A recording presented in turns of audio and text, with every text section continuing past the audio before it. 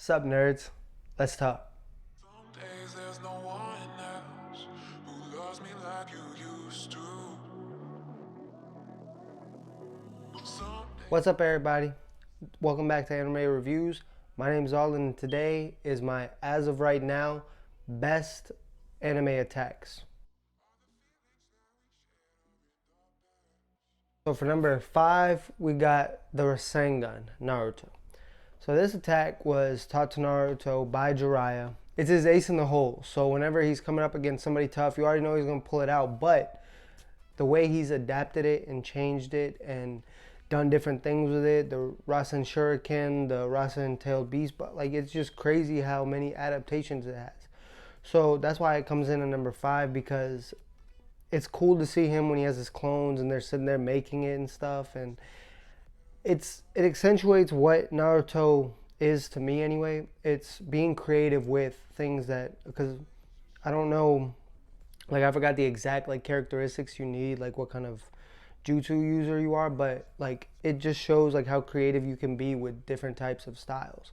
So that's why it comes in at number 5. Plus it's a cool looking move whenever he lands it, and you know he usually lands it on big, you know, characters. It's cool to see. So that's why it comes in at number 5. All right, number 4 is shoot style, one for all shoot style, My Hero Academia. And this comes in kind of high, but I just love the potential with this one for all that Deku has, aka, you know, Izuku Midoriya, but whatever. I like the fact that, you know, when he first started using one for all, it like took this tremendous toll on his body. So, you know, once he's gotten, you know, a little bit adjusted to each, you know, with each passing day, week, whatever, he's been able to harness some of that power. So when he used the shoot style, you know, because of his legs, it's just crazy to watch him kick the literal crap out of people. And me personally, I'm the kind of person that when I watch these, you know, animes where they fight and everything, I like to see different variations of fighting. I don't just want to see punches and blasts and whatever. I like when people throw in kicks, and you know, it happens, but I don't feel like it happens enough, so that they have a move that accentuates the kick. I love it. So that's why it comes in, and plus it's powerful.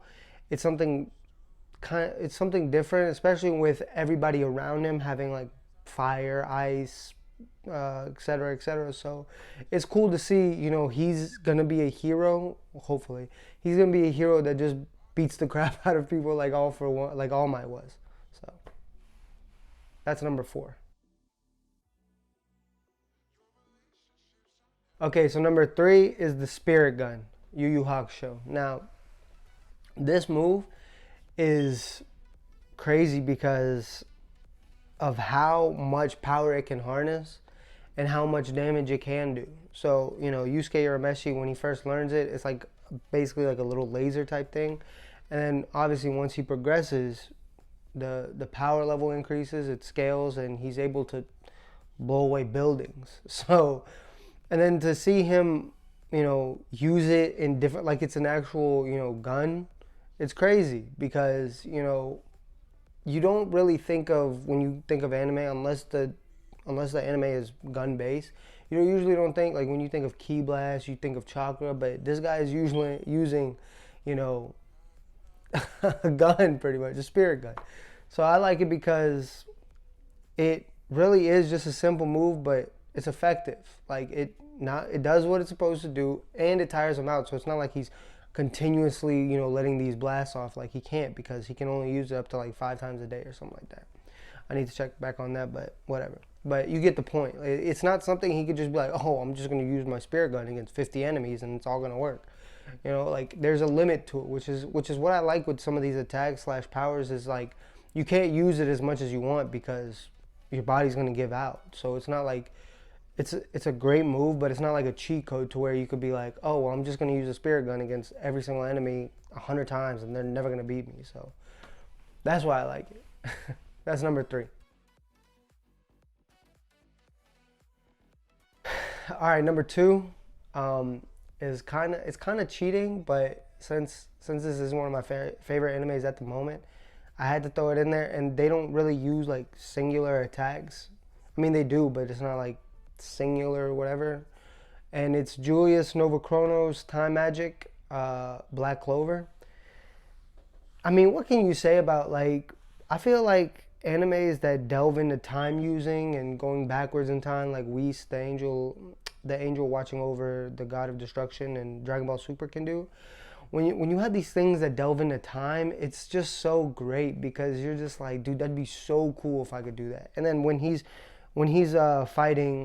Julius is fighting Laked, what's called and he's not predicting his movements. He's using time to not get hit.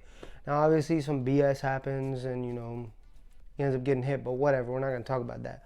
But his time magic's crazy, like, and it's crazy to see. Spoiler, so if you haven't watched Black Clover, if you plan on watching it, cover your ears for the next like 10-20 seconds. I don't know what to tell you, but like, he has so much of his time magic stored away that it reverted him back to a younger, like, it's crazy to think how much he can actually do with time. And then when you actually saw his grimoire, oh my gosh, that thing was, it didn't have a back, it didn't have a front. It was just a Rolodex pretty much. Like those old school things where like you'd like, oh, I need, Dennis and whatever. Oh, let me flip through and find his name, and it's crazy. So that's why that attack / power, I guess you could call it, that's number 2 for me. Yeah, that's number 2.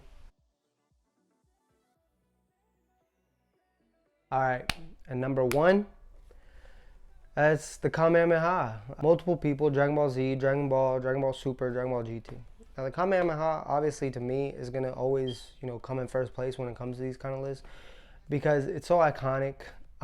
Seeing Master Roshi do it for the first time when he was trying to get the flames away from the Ox King's house, that was crazy. And then literally watching Goku do it, I don't even think a full episode later was just ridiculous. And then, everybody that's a Z fighter, I think, can do it, except maybe Tien. But Yamcha can do it, Krillin can do it, Gohan can do it, Goku, obviously, Master Roshi. I don't know if there's anybody else that can do it. I mean, Cell can do it. But yeah, it's one of the most iconic moves, I think, in, anime history. Like, Kamehameha is just that. Plus, the name's cool. Plus, it looks cool. It's like the blue swirling light. It's a staple in every single big anime battle that Goku has, obviously, because, I mean, Master Roshi isn't taking on Cell anytime soon. But it literally happens every single anime fight, and it always happens when it needs to happen. So, there's very few anime fights that are more iconic than Cell versus Gohan when Gohan achieves Super Saiyan 2. But to see Gohan use a one-handed father-son Kamehameha, because, I mean, I don't think they'll ever explain, like, oh yeah, Goku was there. I mean, Toriyama might have, and I just missed it, but to see him use a one-handed Kamehameha against the perfect Cell, who, just regenerated and everything, that was, I mean, I don't know how many anime fights can top that, to be honest with you. And then it's obviously using the iconic move that I just said. So that was my number 1. Let me know what you think about my list in the comments down below. Tell me if I missed any moves. Tell me if I was right, I was wrong. Please like, share, subscribe, and keep watching.